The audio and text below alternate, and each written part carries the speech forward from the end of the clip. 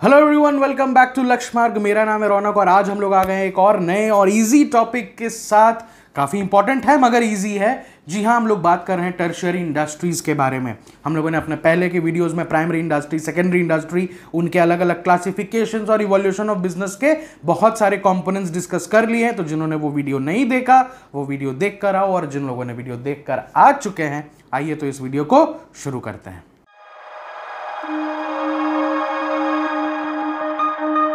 So first of all, what is tertiary industry? Primary, secondary, tertiary में भैया tertiary है क्या? पहली बार सुन रहे हैं भैया? टर्शियरी इंडस्ट्री स्क्रीन के ऊपर आपको दिख रहा होगा, it is known as service industry. क्यों service industry? Because the main aim of tertiary industry is to facilitate the primary and secondary industry.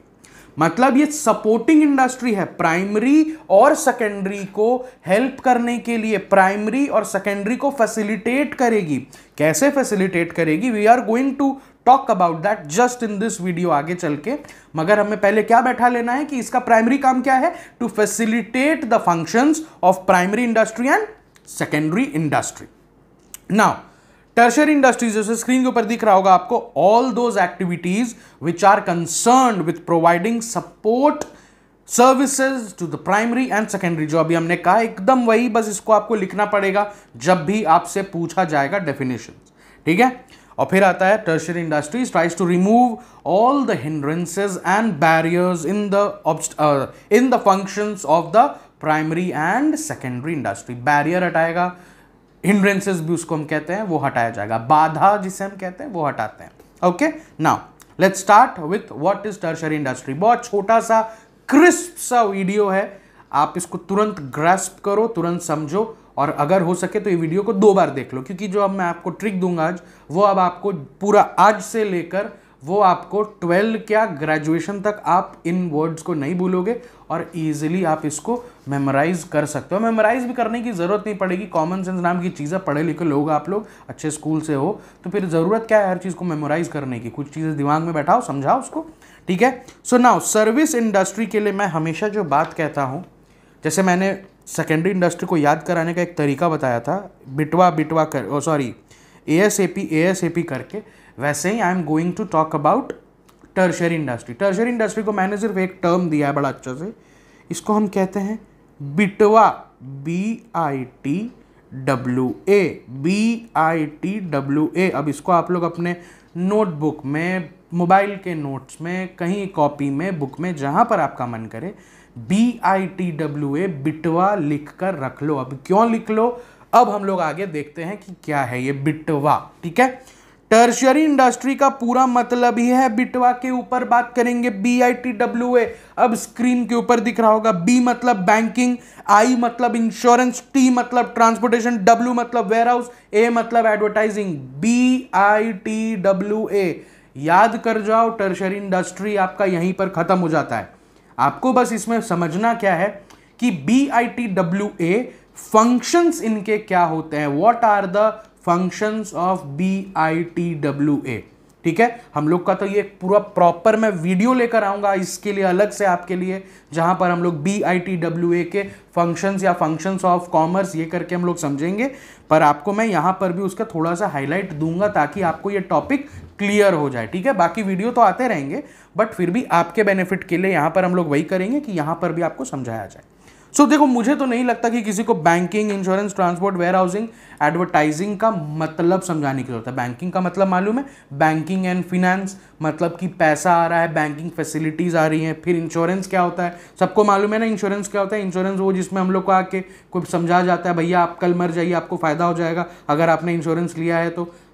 वैसे ही सामान का भी इंश्योरेंस होता है, वैसे ही आपके एसेट्स का भी इंश्योरेंस होता है, वैसे ही आपके बिजनेस का भी इंश्योरेंस होता है, वैसे आप अपने ट्रेड को इंश्योर करा के रखते हो। बहुत सारी चीज़ें होती है इंश्योरेंस में, बट इंश्योरेंस का basic crux of the matter तो आप समझ रहे हो ना, that it actually lowers the losses that can arise due to risk. ठीक है? रिस्क होने के वजह से जो लॉस हो सकता है वो लॉस को मिनिमाइज करने में इंश्योरेंस आपका हेल्प करती है। इतना तो सब समझ रहे हो। नाउ ट्रांसपोर्ट में आपको मालूम है, ट्रांसपोर्ट में जो आपका fleet from one place to another, वो सब जान रहे हो। वेयर हाउसिंग का मतलब मालूम है, गोदाम जिसको हम कहते हैं, बड़े बड़े गोदाम, गोडाउन्स, जहां पर हमारे सामान मार्केट में आने से पहले वहां पर रखाए जाते हैं, स्टोर किए जाते हैं पूरे तरीके से। अब या तो वो टेम्परेचर कंट्रोल्ड हो सकता है या विदाउट टेम्परेचर, वो डिपेंड करता है सामान पेरिशेबल या नॉन पेरिशेबल है। What are perishable, non perishable goods? Perishable मतलब जो खराब हो सकते हैं, नॉन पेरिशेबल जिनको खराब होने का डर नहीं है, तो उसके अकॉर्डिंगली वेयर हाउसिंग डिसाइड होती है।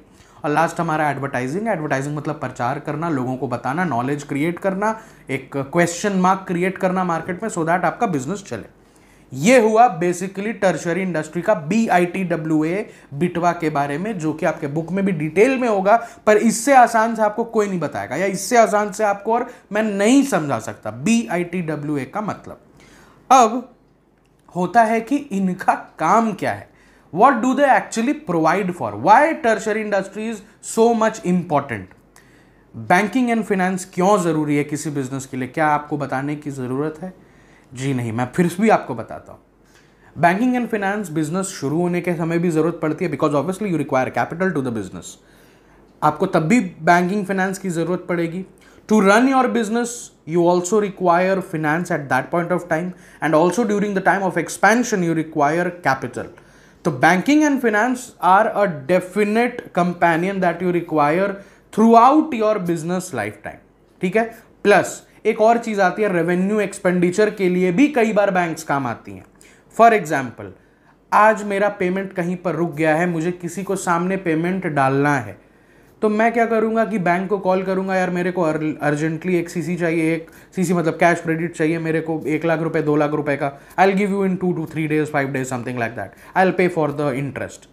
मेरा आज बैंक में अकाउंट बैलेंस मात्र 50,000 रुपीज़ है, मेरे को कहीं पर 5 लाख का पेमेंट करना है। मैंने ले लिया बैंक से 4-4.5 लाख का ओवरड्राफ्ट, कर दिया 5 लाख का पेमेंट, मैं इंटरेस्ट दे दूंगा। ये सब फैसिलिटीज़ जो हैं, चेक फैसिलिटी, NEFT की फैसिलिटी, RTGS की facility, debit card, credit card, checkbook की फैसिलिटी, ये ऑनलाइन पेमेंट वाला, ये सब कहां से? Banking and finance helps you to do all these activities. अब आप बोलोगे सर बुक में एक बात नहीं लिखी है, आखिर वो इंडस्ट्रीज को इससे कैसे है ना?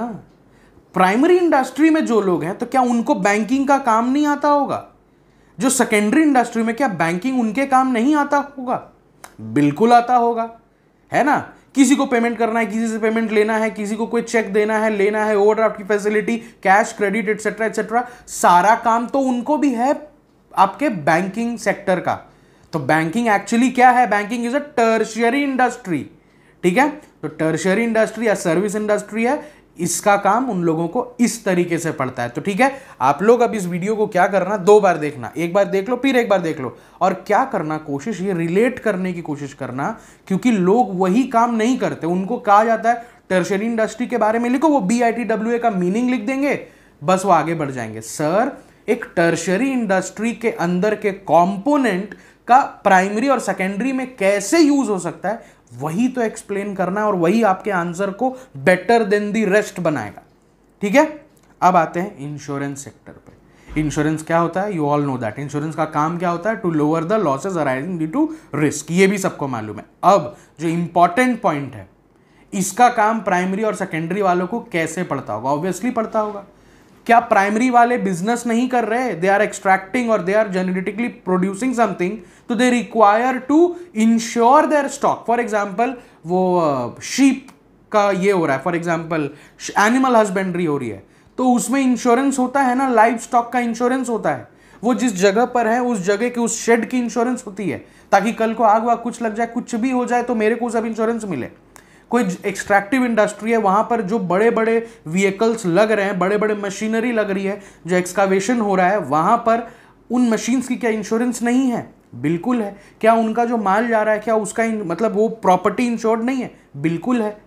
तो वो क्या है? वो इंश्योरेंस यूज कर रहे हैं। तो इंश्योरेंस क्या है? इंश्योरेंस टर्शियरी इंडस्ट्री, लेकिन यूज कहां हो रही है? प्राइमरी में भी, सेकेंडरी में भी। तो इस तरीके से हम लोग देख रहे हैं इंश्योरेंस भी यूज हो रहा है। अब आप लोग हर पॉइंट को इसी तरह रिलेट करने की कोशिश करना, ठीक है ना? हम लोग अब आगे बढ़ते हैं। ट्रांसपोर्टेशन तो very easy for moving the product from one place to another. क्यों? क्योंकि सामान जहां पर बनता है वहीं पर कंज्यूम नहीं किया जा सकता। कैसे? सामान जहां पर बनता है वहीं पर कंज्यूम नहीं कर सकते। अब गुड़गांव में बन रही गाड़ियां, तो क्या गुड़गांव में खाली बिके या सामान आदमी गाड़ी खरीदने के लिए गुड़गांव जाए? नहीं, मेरे को झारखंड में गाड़ी चाहिए, मेरे को बिहार में गाड़ी चाहिए, मेरे को केरला में गाड़ी चाहिए, तो गाड़ियां वहां से ट्रांसफर होके जाएंगी ना। आपका गुड़गांव से जाएंगी नीचे केरला तक, झारखंड तक, बिहार तक, मुंबई तक, दिल्ली, सब जगह जाएंगी। तो ये कौन फैसिलिटेट कर रहा है? ये ट्रांसपोर्टेशन फैसिलिटेट कर रहा है। हर इंडस्ट्री में ट्रांसपोर्टेशन का काम आता है। फिर आता है आपका वेयर हाउसिंग। वेयर हाउसिंग एक बहुत इंपॉर्टेंट चीज़ है। देखो बिजनेस में वेयर हाउसिंग आप शायद नहीं समझोगे, सर गोदाम में सामान रखा उसमें कितना बड़ा बात है। अब कैसे है वो समझो।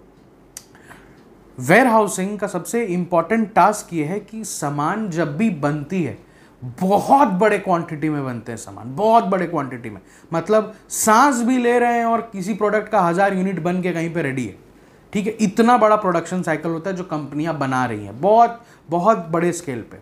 तो क्या हम लोग ये अज्यूम कर सकते हैं कि इतने ही स्पीड से कंजम्पशन भी हो रहा है?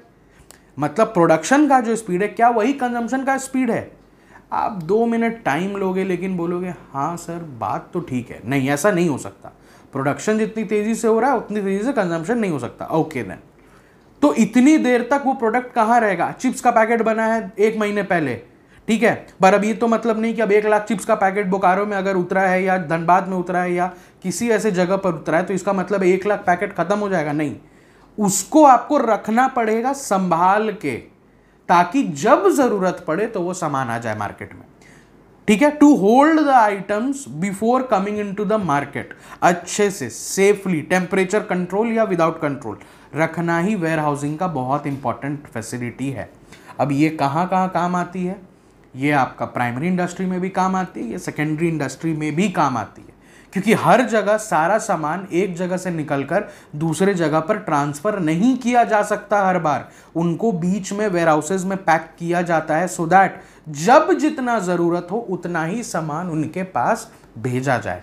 ओके, वेयर हाउसिंग भी क्लियर होगा आई गेस। और फिर आता है हमारा एडवर्टाइजिंग। ये क्यों जरूरी है? देखो, एडवर्टाइजिंग में फिर भी कहूंगा कि प्राइमरी में शायद उतनी ज़रूरत नहीं पड़ेगी, लेकिन सेकेंडरी में बहुत ज़रूरत पड़ती है भैया। क्योंकि प्राइमरी, देखो प्राइमरी में भी ज़रूरत है बट नॉट दैट मच, क्योंकि प्राइमरी में हमारा जो काम है वो एक्सकावेशन का है, ठीक है। एक्सकावेशन करेंगे, जेनेटिकली प्रोड्यूस करेंगे, फिर वो चीज़ सेकेंडरी इंडस्ट्री को दे देंगे। तो सेकेंडरी इंडस्ट्री में एडवर्टीजमेंट का ज़्यादा काम होता है। एडवर्टीजमेंट क्या होता है? To create knowledge in the customers. किसी चीज़ का नॉलेज आप कस्टमर्स को दे रहे हो, that is the basic part of advertising. तो प्राइमरी में हम कहेंगे फिर भी कम ज़रूरत पड़ता है, मगर वी नो कि जो हमारा सेकेंडरी इंडस्ट्री है वहाँ पर बहुत ज़्यादा इंपॉर्टेंस है एडवर्टाइजिंग का, ठीक है। एडवर्टाइजिंग क्या होता है? इट इज़ क्वाइट एविडेंट, आपको एग्जाम्पल भी मालूम है, और नॉलेज क्रिएशन उसका बेसिक क्वेश्चन है, ये भी आपको ध्यान रखना है, ठीक है। तो इसी के साथ जो हमारा टर्शियरी इंडस्ट्री का जो सेगमेंट है BITWA, आप इसको पढ़ लेना। होगा तो ये वीडियो 2 बार देखना और एक बार कोशिश करना वो आंसर खुद से लिखने का कि टर्शरी इंडस्ट्री के जो यूसेज है वो अलग अलग इंडस्ट्री में किस तरीके से होती है। तो you will be having a greater edge from the rest of your mates. Okay, I hope आपको ये वीडियो अच्छा लगा होगा। अगले वीडियो में हम लोग शायद फंक्शंस ऑफ कॉमर्स आपके लिए लेकर आएंगे, और जब वो पढ़ेंगे फिर धीरे धीरे अब हमारा चैप्टर कंप्लीशन की तरफ जाना शुरू हो चुका है। तो बाकी किसी को दिक्कत परेशानी कुछ है, कमेंट सेक्शन खुला है, you can just tell us about your grievances. We'll be more than happy to clear and resolve each and every one of them. Bringing you the next video very soon. Till then, thanks for watching Lakshmark.